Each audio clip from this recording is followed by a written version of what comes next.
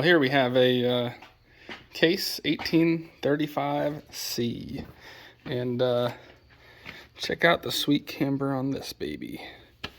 That's why we're here today. If you ever wondered how long you can run one of these like this, at least until the tire rubs. I don't know how much further you can go, but I wasn't going any further. Well, hello everybody. Welcome back. As you can see, we have this beautiful Case 1835C here today. What we're going to do is obviously change out this entire hub assembly, everything in there. If you've ever wondered how one of these gets so bad, you're in for a treat to just see how bad it really is. Now, about a month ago, we knew the bearings were gone, and we knew it had gotten into the cast. Well, about a month ago, it became that time of year that we absolutely had to have this thing. Well, we knew the cast was junk. It was no repair. I mean, technically you probably could have repaired it, but we weren't about to do that because we needed the machine. We'd had to take everything apart. We'd had to lose it for about a month, and that just wasn't an option for what we were doing. So, in that month time as well, we tried finding parts for this. The shaft's been eaten into, the cast has been eaten into very badly. Both are junk. We priced stuff out about a month ago. It's about $3,000. Now, however, this is a fine unit here. She ain't worth $3,000 in my opinion. Someone else might say different, and that's fine. Everyone's entitled to their own opinion. Prices are silly right now. But anyways, in the time of still using it over that month span, my wife of all people said, "Why don't you check Facebook?" I thought there's no way in hell. Found a guy who had 3 of these, parting them out on Facebook. Got one. It's in the bucket right now. So without further ado, let's tell you what this video is about. We're going to change the oil. I'm kidding, actually. It needs an oil change, but that's not happening today. But I'm going to take off the tire, take off the whole thing, hope and pray the chain's good. If it's not, I still don't know if the owner wants to change it, but we'll find out. Hopefully it's good. It's had a lot of tension on it sideways. So we'll see. We'll learn together. But let's get to her. So if you're one of the 3 people who watches me for my entertainment, watch how much this wheel goes down before it gets straight. As I jack it up, it should fall back to where it needs to be.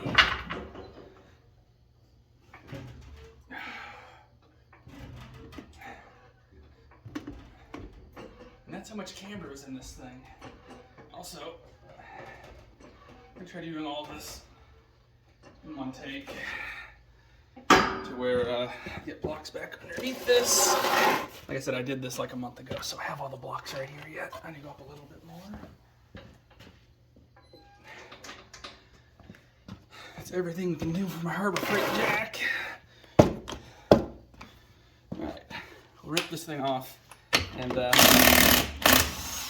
show you how terrible that this is, because I'm not gonna lie, it's shockingly bad. Well, last time I saw it was.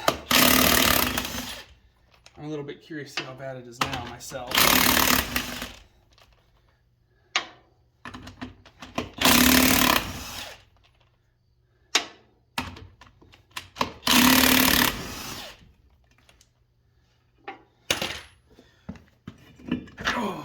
Oh yeah, it's still pretty bad. Let me grab my light real quick too.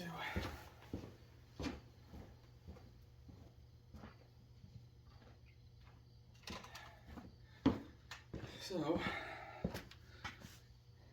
yeah, there's where the tire's been rubbed. If you can see here,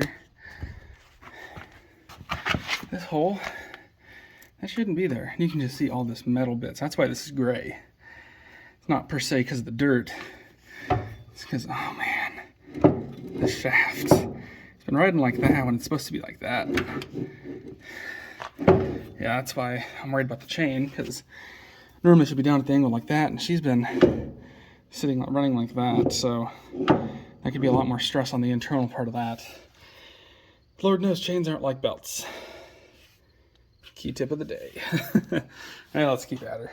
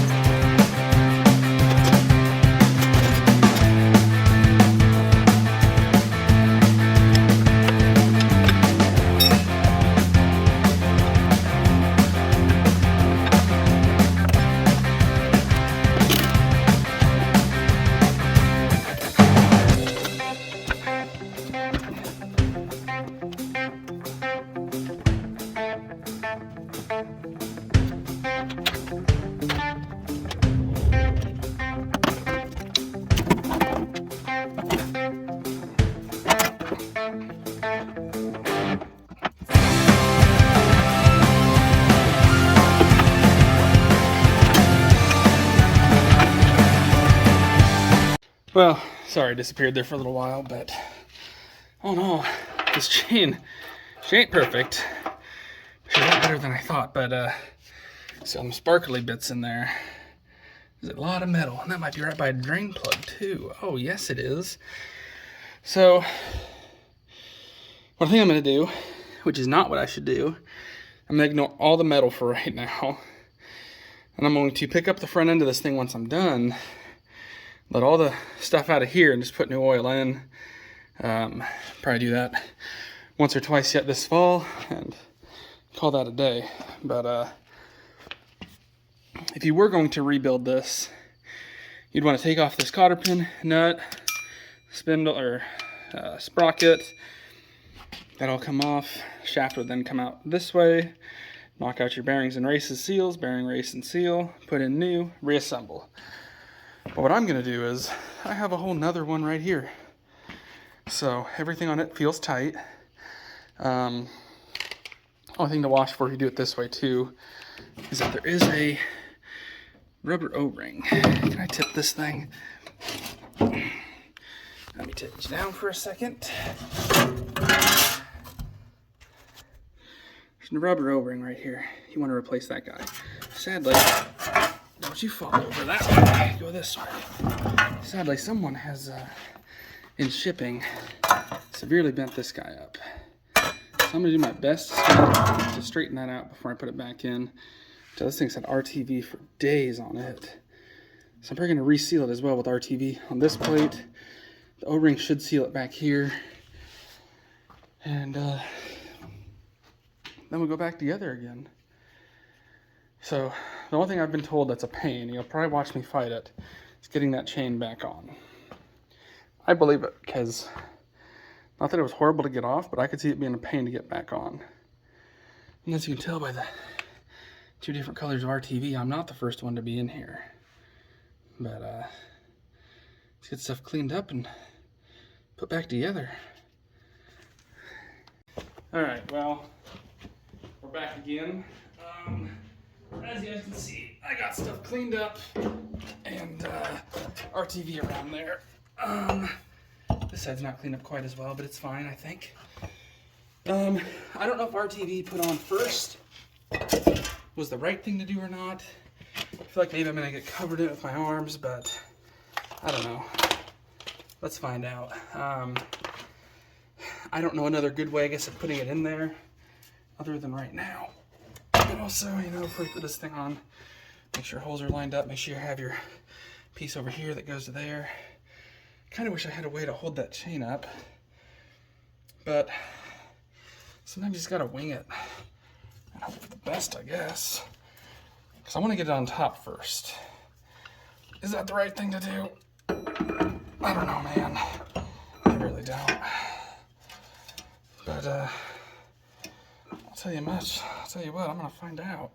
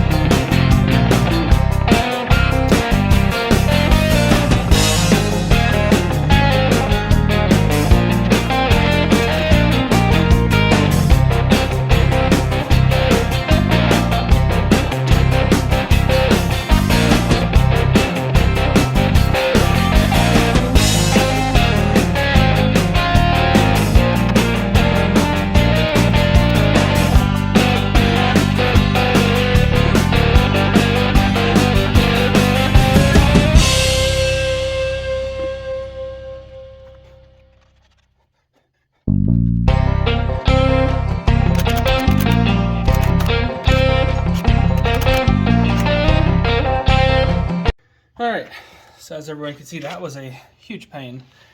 So now what I'm gonna do, I'm gonna show you how I think you have to tighten the chain. Now, as you can tell right now, chain's very loose. So to my knowledge, and if I'm wrong, please someone correct me in the comments. But how am I gonna do this now? I need another wrench that fits that square piece. Let me find that real quick. Sorry, I'm clearly not in my normal garage. So I have a limited set of my old tools in here, plus whatever farm tools are in here. I'm making do. Like, this is a Kawasaki wrench, so she's metric, which honestly might not be the worst for that thing. So now, in my eyes, start tightening this thing up. That's what puts tension on your chain. Also, if you saw how I got this thing on, the way I figured out to do it was easiest. Get the bottom on, have something pulling it up. I used a rubber strap. Whatever the hell you call the things, tarp straps, that's it. And was able to pull it up and work around the top. Now, as you first saw too, it was shoved way up there. Well, you can use this to get you back where you need to be, which it's not too far off where the chain needs to be, but we're close. Because you don't want it to be so tight you can't move it, but you also want to, I have a little too much play still. So when you do it, you can kind of feel that chain bouncing, and you don't want that. So, a little more. We're close.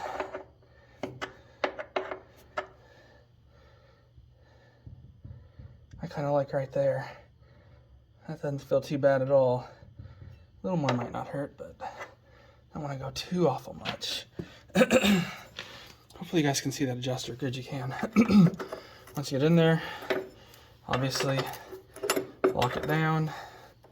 Hopefully that's the right side of the wrench, and it is. And you gotta walk down, double check it, then tighten everything up.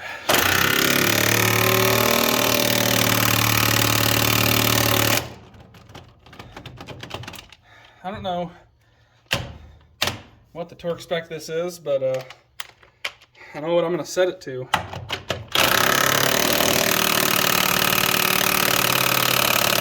That's all of it.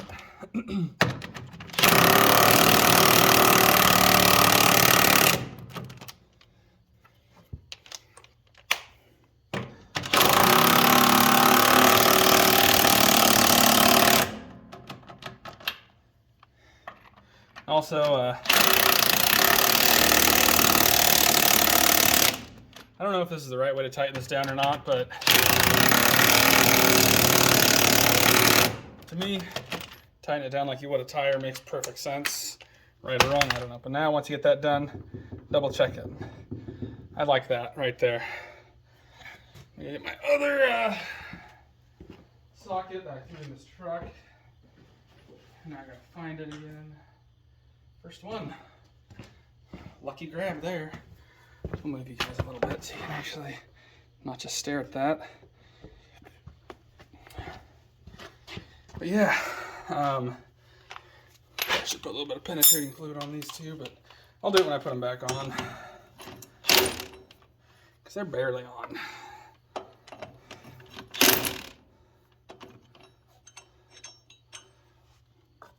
Which, I don't know how long they sat like that. I said some farmer had these, he's kind of just parting them out. And who knows how long it sat without a tire on it. But definitely won't hurt to put some lube on her when I put her back on. In case them threads are a little buggered. And she'll be able to not eat them, hopefully. How close are we? Not super close, but not super far. This is the hard part now. I've got all that camber to play with.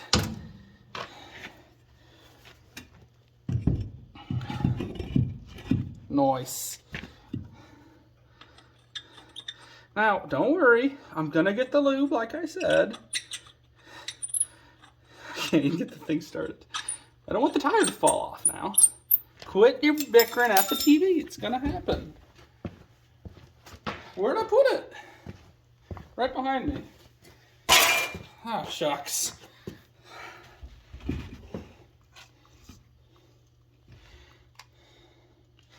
Tell you what, though. I'll be happy then this thing's no longer more messed up than its soup sandwich. That's for darn sure, because it was getting sketchy to drive. So this will be real nice. And per usual, if anything seems dangerous or sketchy, do it alone. You wouldn't potentially want to hurt somebody else. That's it, it's a joke. Safety's important, that's why I put boards underneath it in case my jack fails. It's the old Harbor Freight jack. She's done way more life than she was supposed to. Boy, I don't like that.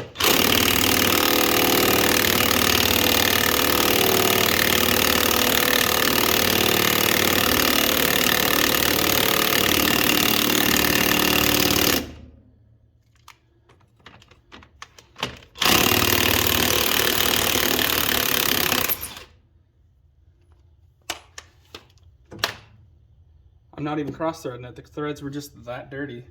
I honestly figured I must be cross-threading the crap out of this. I almost didn't take it off, but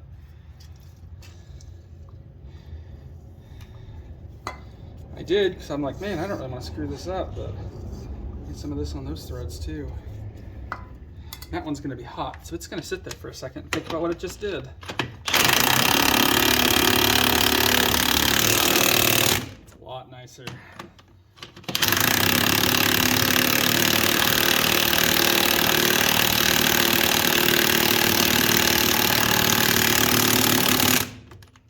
Nice.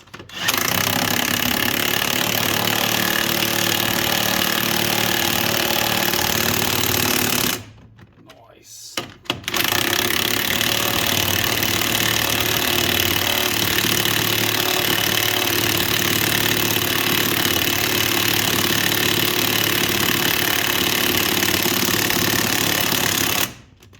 Not as nice, but still nice.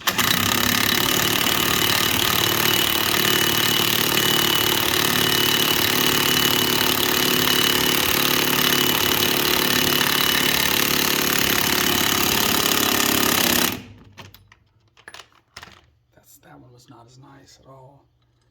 Oh, this thing's still real nice and hot. Boy, she goes on pretty easy now, though. That socket is uber warm, some people might say. Even though I want them to stay on, I'm going to lube them up again.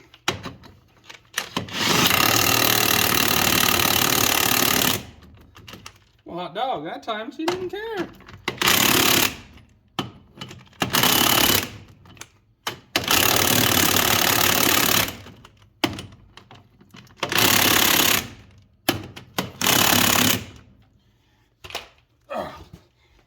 And this was NASCAR. I think we'd be a couple laps down, but time.